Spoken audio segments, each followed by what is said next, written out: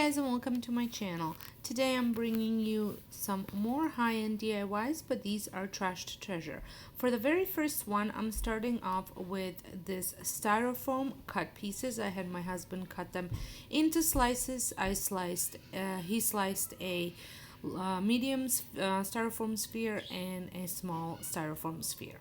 I cannot stand the way the styrofoam sounds, so I had to enlist some help for this.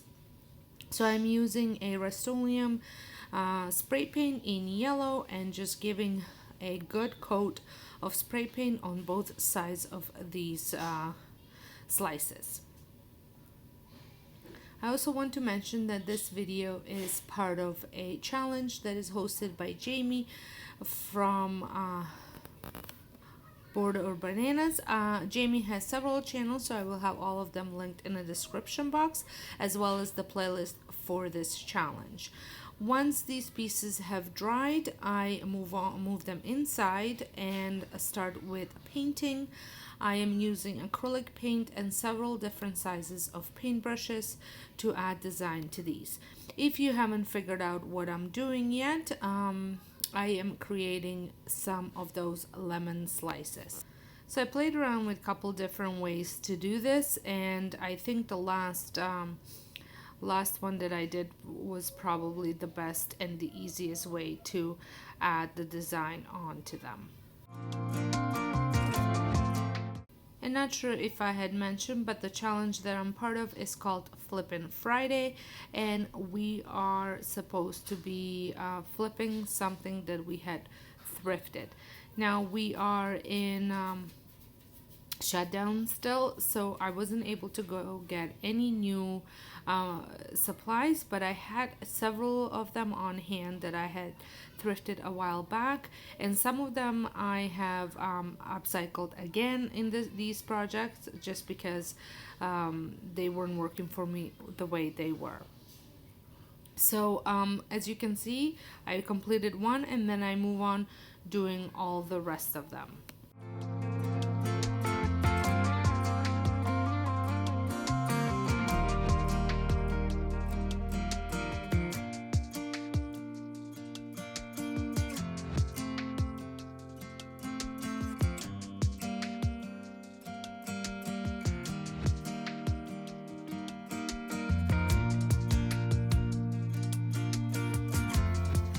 Then I went into my stash and just picked up any loose leaves that I had from my greenery, just odds and ends that I wanted to use. I will be creating a wreath with these lemon slices. My thrifted item for this project is this embroidery loop that I had thrifted for $1 a while back. Now I'm going to start assembling it, and I'm starting with these biggest slices that I have just as my focal point, and then I'm going to build with the leaves all around it. I may not use all of the slices, but I'm gonna use as many as I see fit. I'm using hot glue to glue these things on. I am using a half a garden stick to keep these 3 lemon slices in place, and then I also use that as a gluing point to glue these pieces onto the loop.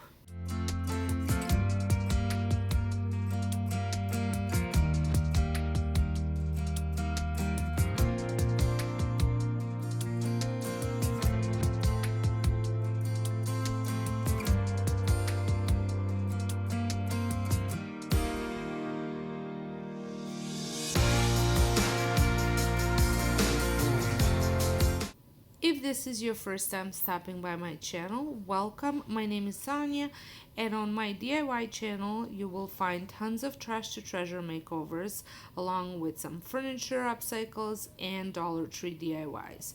I would love it if you considered pressing the subscribe button and a notification bell so you don't miss out any of my future uploads.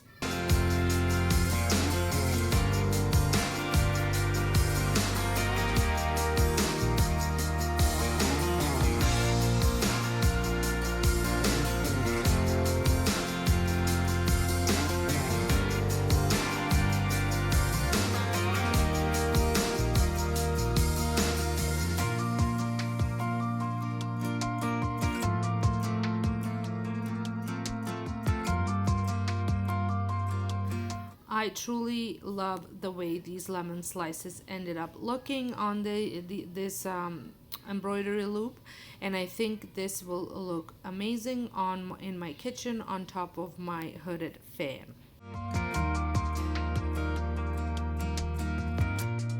For my next project, I'm working on another kitchen one, and this is a cutting board that I have had for a while, and I have thrifted it.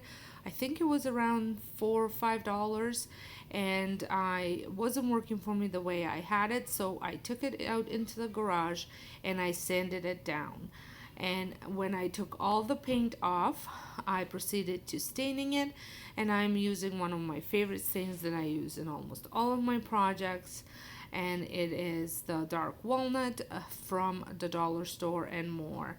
It's a gel stain, and I will be applying it with a rag. I'm just literally dumping some of this stain on top of it and then spreading it all over with a cloth.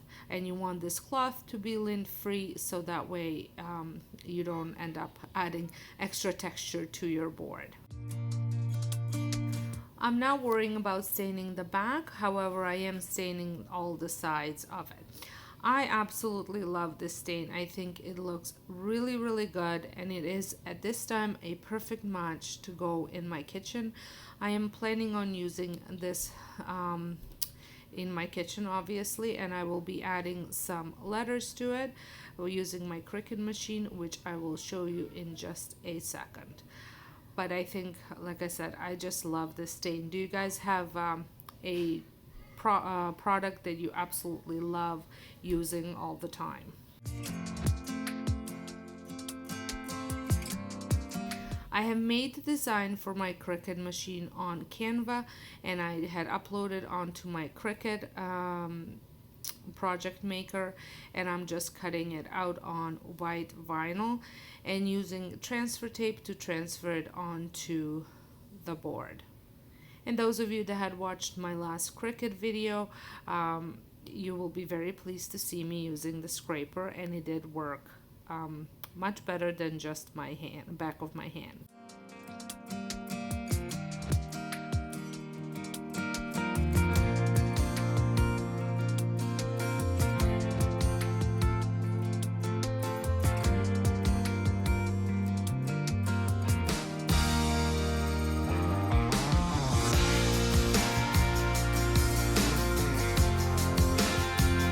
Now the vinyl that I've used is a Cricut product, but the transfer tape is the clear shelf liner from Dollar Tree. I had stocked up on it quite a bit because our Dollar Tree doesn't always carry it. So once they had it, I bought quite a bit just to have on hand.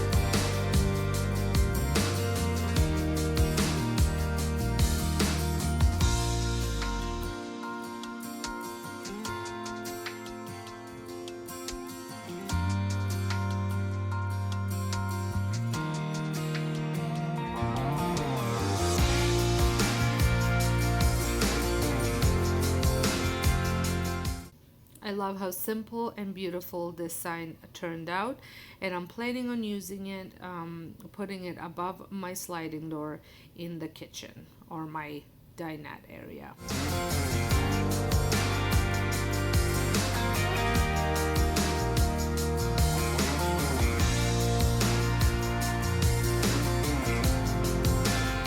My last project that I'm going to be working on, I have this tin that I had thrifted. This was, I think, 50 cents. If my memory serves me right, these used to be sold as gift bags at our liquor store at some point, and obviously I'm not loving the orange color, so I'm going to be using two different spray paints in a bronze and black, and some sponging brush as well as the lint-free rag. And the first thing that I'm gonna do is take it outside and give it a coat of that rust, uh, the bronze rust color spray paint. And I'm going to give it a good coat, trying to cover as much of this orange as possible. So I've showed you many different ways of building paint and adding different creating different looks with paint by sponging it, and I've used acrylic paint and I've used chalk paint. But now I wanted to show you how you can do this easily by using spray paint. So I had spray painted a light coat of black on it as well, and I'm just going to blend it in.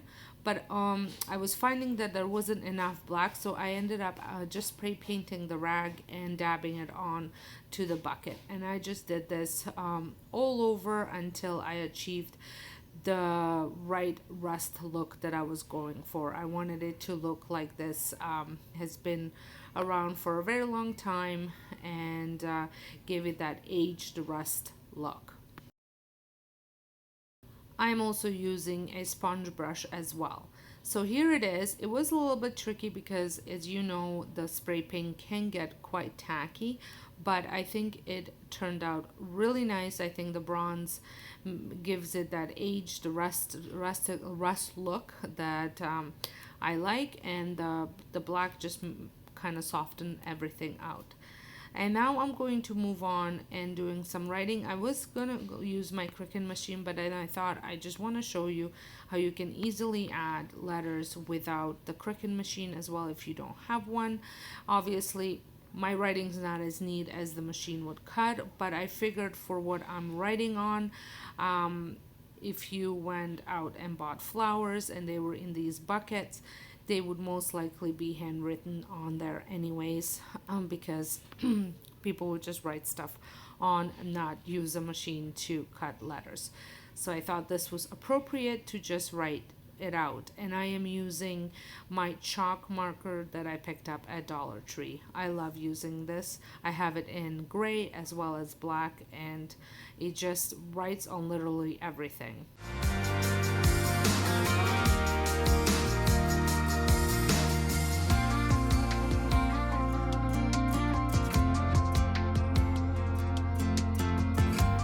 I just absolutely love it. I added some flowers just to kind of show you what it looks like with flowers in it. You can leave it empty, you can add other things. Well, I hope you enjoy these DIYs. If you did, please give me a thumbs up, share it with a friend, and I would like to thank Jamie for hosting this challenge. And don't forget to press the subscribe button if you're not. Thanks so much for following along, and I will see you all in my next video. Bye!